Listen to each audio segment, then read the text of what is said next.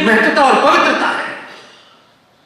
हम ब्राह्मण हैं, ठाकुर हैं, बनिया हैं, सब कुछ है, लेकिन आज के आपके सामने ओपन है। RSN सिंह साहब ने काशी के शंकराचार्य के बारे में बताया। शंकराचार्य रात के 12 बजे गिरफ्तार हो जाए, उस पर बलात्कार का केस लगे और भारत के अंदर एक प्रतिक्रिया ना हो, कौन करेगा आपसे? क्योंकि आपने तो अपनी चुटिया सरकार को दे दी है। आज भी एक शंकराचार्य हमारे बीच से चले गए। ये घर के अंदर की बात थी, ये मठ मंदिरों के अंदर तय होनी थी, ये चौराहों पे तय नहीं होनी थी। आपने अपने उस पद की गरिमा को भंग किया है। ये हमारा काम नहीं है, समाज का काम नहीं है। ये बचे हुए 3 शंकराचार्यों का काम था। वो चुपचाप बैठते, कहीं से एक फैसला देते। अखबारों में रोज मजाक हो रहा है आपका। कोई चीज छोड़ी आपने कि भाई इस संस्था का सवाल नहीं होगा, और आप उनसे बात कर रहे हैं। एक 2 कौड़ी का मस्जिद का मौलवी अगर आप उसके बारे में कुछ कहते हैं तो पूरे देश में प्रतिक्रिया हो जाती है। उनके आपसी झगड़े हो सकते हैं, हजारों झगड़े हैं, और कुछ झगड़े तो ऐसे हैं जो आप शायद जानते भी नहीं। तब भी वो जानते हैं कि इस वक्त लड़ाई हमारे आपस की नहीं है, इस वक्त लड़ाई काफिर से है। तो इस वक्त दोनों कौन कौन साथ हैं? जिन्होंने अली का कत्ल किया, प्रॉफिट मोहम्मद के दामाद का कत्ल किया, जिन्होंने प्रॉफिट मोहम्मद की बेटी का कत्ल किया, जिन्होंने प्रॉफिट मोहम्मद के नवासों का कत्ल किया, कलमा पढ़ के किया, अल्लाह अकबर कह के किया, वो दोनों भी आपके सामने यूनाइट हैं। और आपके झगड़े चौराहे गली हैं। किसी मठ के अंदर चेला गुरु को इसलिए मार रहा है कि उसे मठ पे कब्जा करना है। ये जब खबरें बाहर जाती हैं तो किसी सनातनी हिंदू को तकलीफ नहीं होती है। और फिर आप आज के बच्चे से ये उम्मीद करते हैं, जो बच्चा आज के दौर में कंप्यूटर युग का बच्चा है, लैपटॉप वाला बच्चा है, वो जब ये देखता है तो उसको समझ में आता है ये सब क्या हो रहा है। किसी के पास समय है उस बच्चे से बात करने का। वो सिंह साहब कह रहे थे वो नालायक कोई फिल्म में कैरेक्टर बना है। अब नालायक बड़ा सॉफ्ट वर्ड है। तैमूर की अम्मी के पति हैं वो, ऐसे कहने में आपकी समझ में आए। हम बात पिन पॉइंटेड कहें क्योंकि हम उन लोगों से मुखातिब हैं जिन्हें 700 साल के बाद पहली बार एहसास हुआ है कि हम यादव बनिया ब्राह्मण नहीं हैं, हम सनातनी हैं।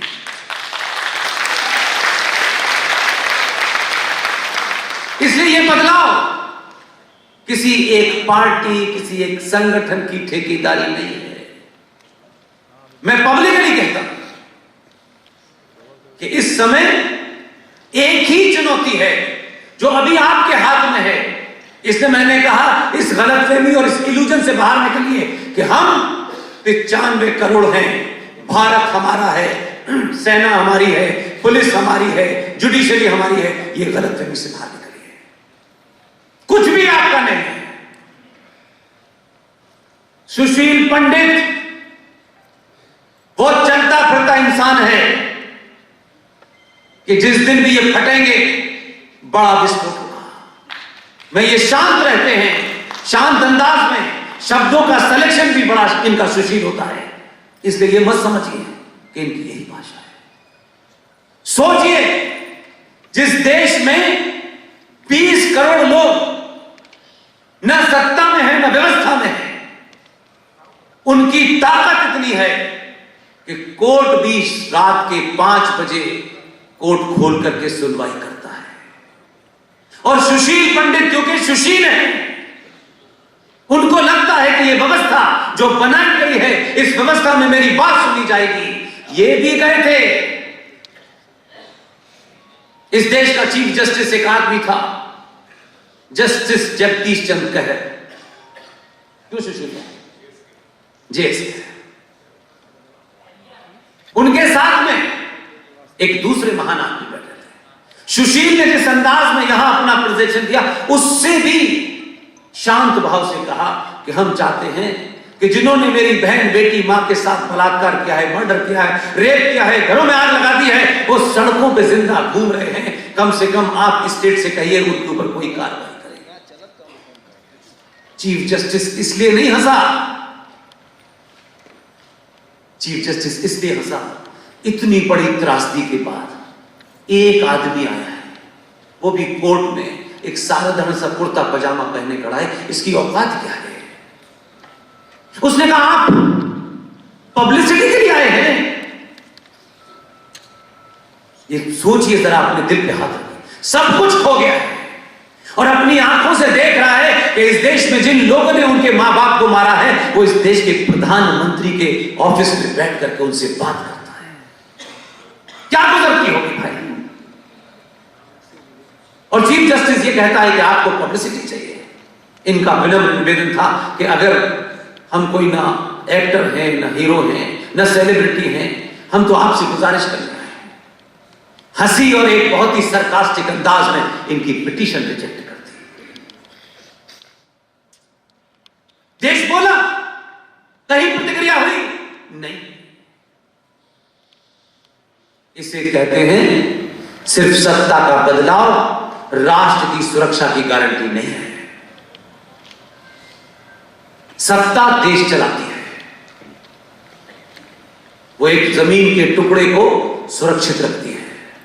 उस व्यवस्था को चलाने के लिए पुलिस है, सेना है, कोर्ट है, कचहरी है, ये सब अंग हैं और सारे अंग एक दूसरे से जुड़े हैं और किसी ना किसी नियम कानून से बने हुए। हम सोचें कि छोटे छोटे देशों में ये नहीं हो रहा, लेकिन एक 95 से 100 करोड़ की आबादी का देश है जिसने कभी भी चिड़िया तक को नहीं मारा। इतना लंबा उनका कालखंड है कुचलने का, लेकिन किसी पे हथियार नहीं उठाया। सिर्फ इसलिए कि हमने ये मान लिया है कि हम जिसको चुन देंगे वही हमारा भाग्य विधाता होगा और वही नियम कानून से चलाएगा। ना आपको नियम का पता है, ना कानून का पता है। इसलिए आप चाहते हैं हिंदुत्व की परिभाषा भी सुप्रीम कोर्ट तय कर रहा है।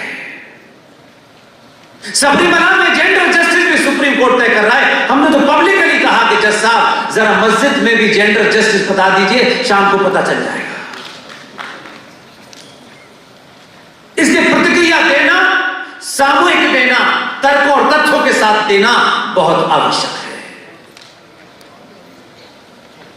यही वजह है कि पिछले 5-6 साल में जो लोग भी इस देश में कहीं कहीं भी काम कर रहे हैं, उसमें 2 नाम और जोड़ता हूं जिनका जिक्र किया था सुशील भाई ने। और तब तक जब तक इस पे फैसला ना हो जाए, मैं आपका लंबा इम्तिहान नहीं लूंगा। बनारस के लोग 9 सवा 9 बज रहे हैं, 5 मिनट बाद खत्म करता हूं। बोलिए सर, बोलिए आप। अच्छा सर, थैंक यू। अच्छा, मैं तो 5 घंटे से सुन भी रहा हूं और बोल भी रहा हूं।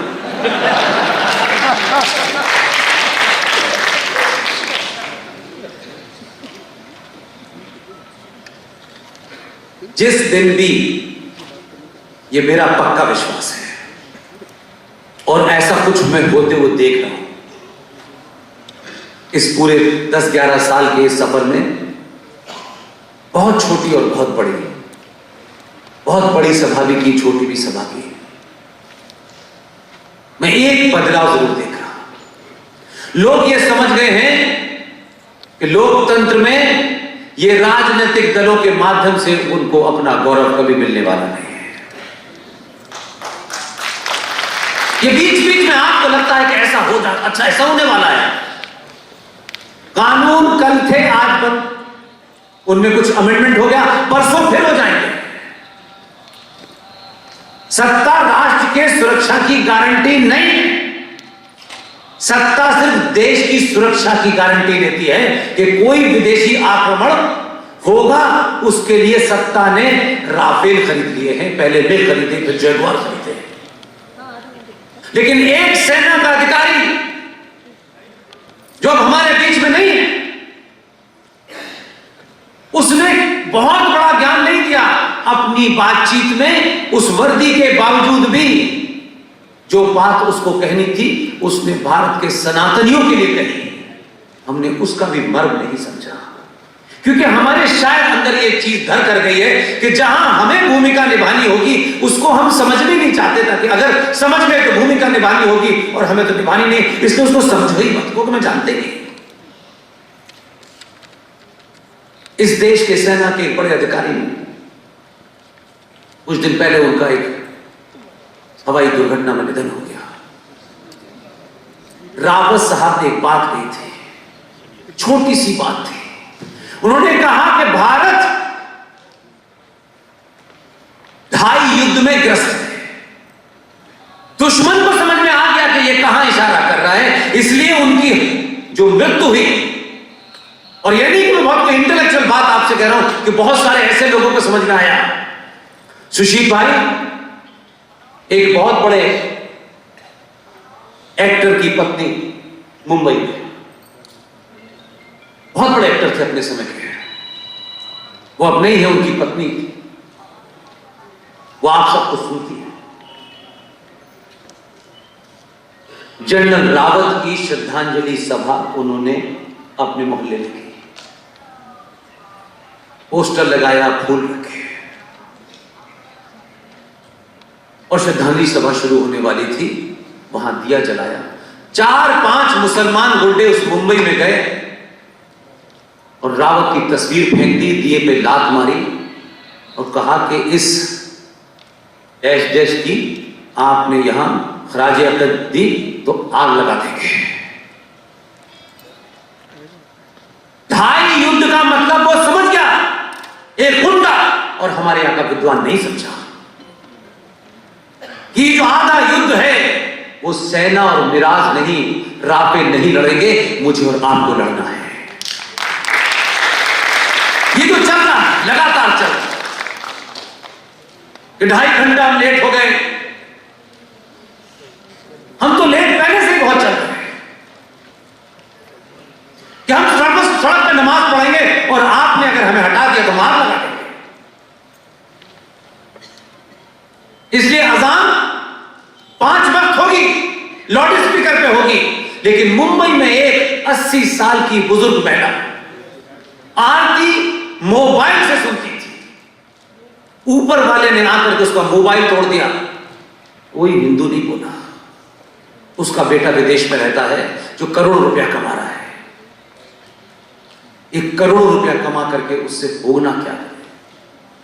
रुपयों से संस्कृति नहीं बचती, परिवार नहीं बचता।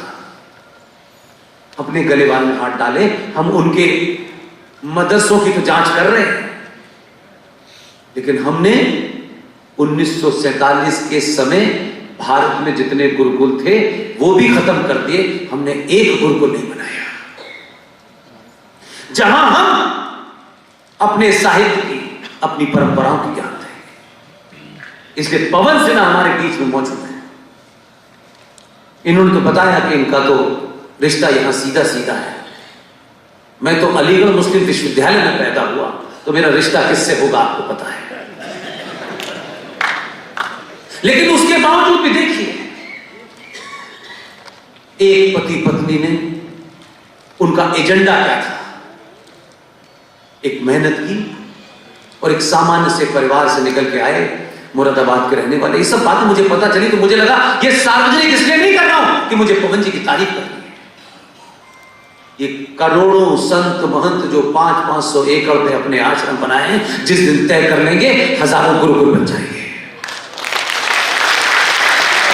पवन जी उस सीमित साधनों में, कोई नहीं जानता है, ये और इनकी श्रीमती आज का आधुनिक गुरुकुल चला रहे हैं। दिल्ली यूनिवर्सिटी में प्रोफेसर हैं, वो भी काम करते हैं और गुरुकुल भी चलाते हैं।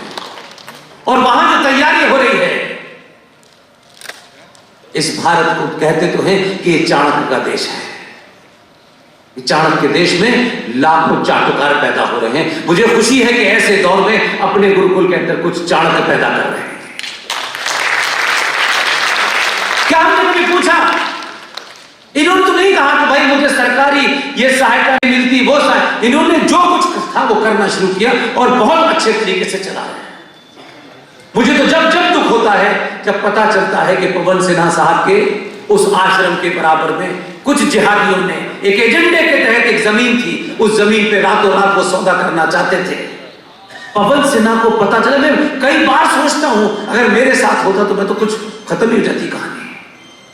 पवन सिन्हा को पता चला कि ये आश्रम के बराबर में किसी डेलिब्रेशन के चक्कर में, किसी खास एजेंडे के चक्कर में ये जमीन खरीदी जा रही है।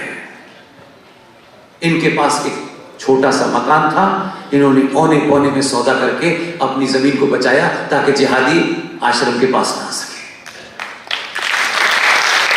मंदिर जाएंगे आप, आपके हर मंदिर के साथ आस्था नहीं जुड़ी हुई। ये बनारस के लोगों के लिए नहीं कह रहा, मैंने जो अपनी आंखों से देखा है उसकी बात। आप मंदिर भी अपने काम की हैसियत में कितनी रिश्वत देनी है वो बात करते हैं। अगर इस मंदिर के अंदर हमारी मनोकामना पूरी नहीं हुई तो हम तत्काल नए पे चले जाते हैं। और इतने सब कुछ होने के बावजूद भी एक चांदनिया की जरूरत पड़ गई है, वहां भी चले जाते हैं। जय साईं दीपक इस दौर में एक सामान्य परिवार के अंदर कोई बच्चा इंजीनियरिंग कर लेता है, एमबीबीएस कर लेता है, पूरे मोहल्ले में मिठाई बांटी जाती है। लेकिन इसी देश में ऐसे लोग भी हैं, इसलिए मुझे उनसे उम्मीद है कि आज वो लोग जो आईआईटी खड़गपुर के टॉपर थे, किसी से कुछ कहा नहीं, संगठन बनाएंगे फिर चंदा इकट्ठा करेंगे, इससे कुछ नहीं होता।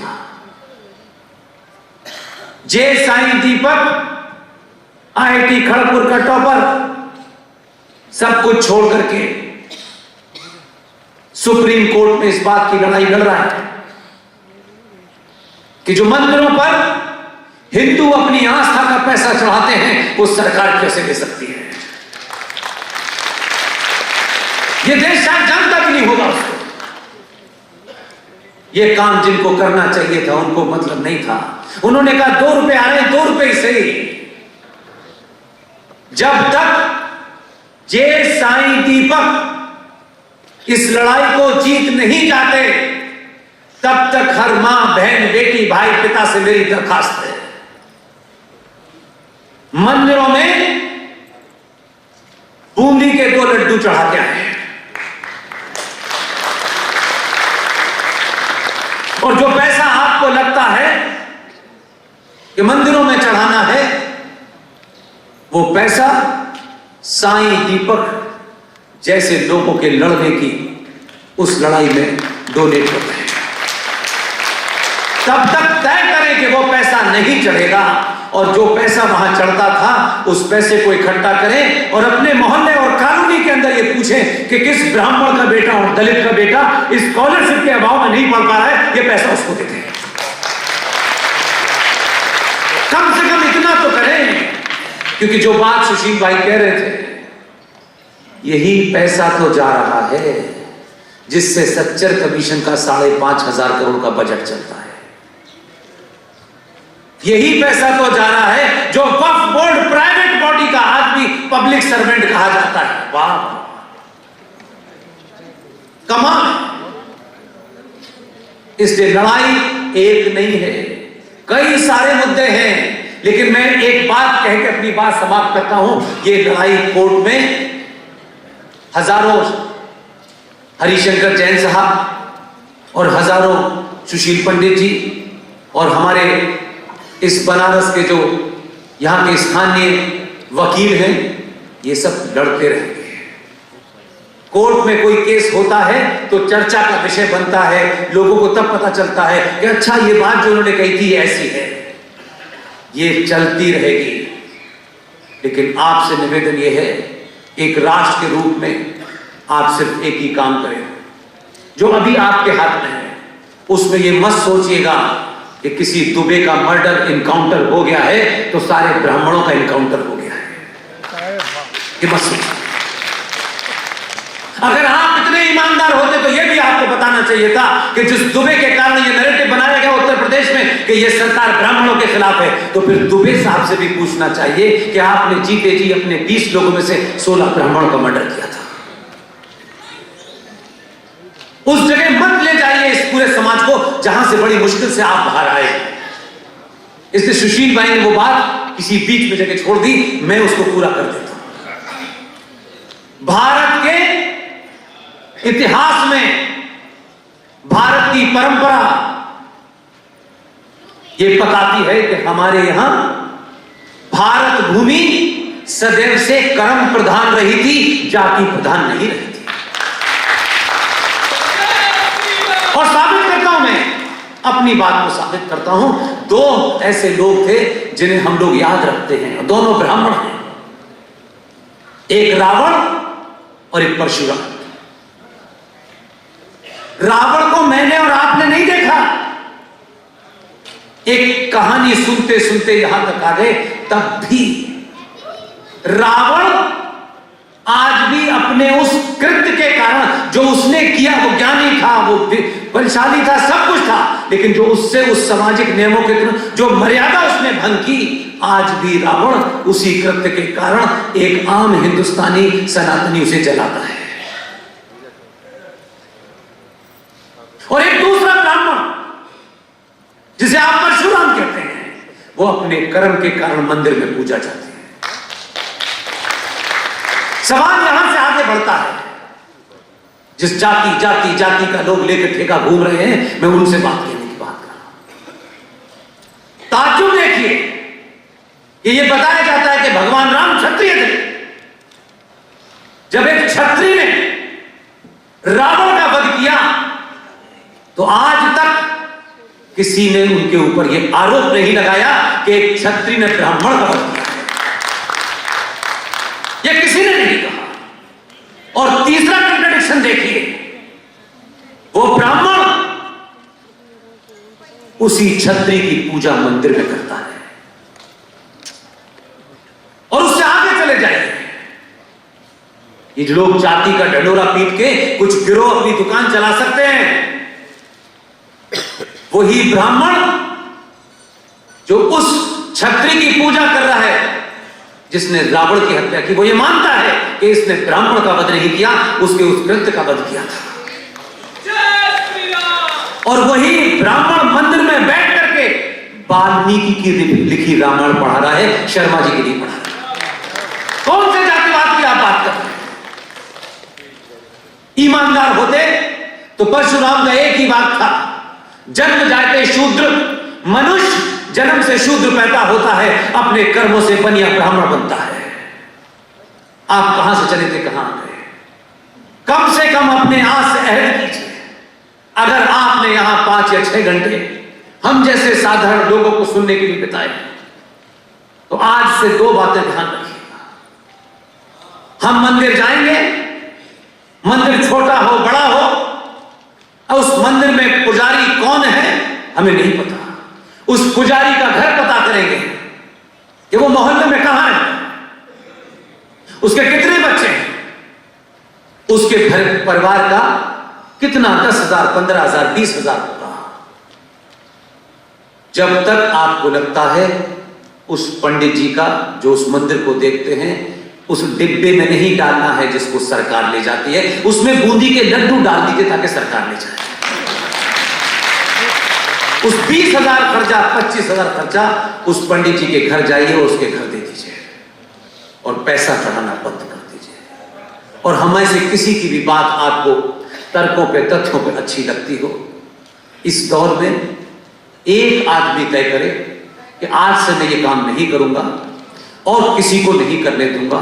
इसलिए मैं फिर एक बार अपने उसी स्लोगन की तरफ वापस लौट के अपनी बात खत्म करता हूं।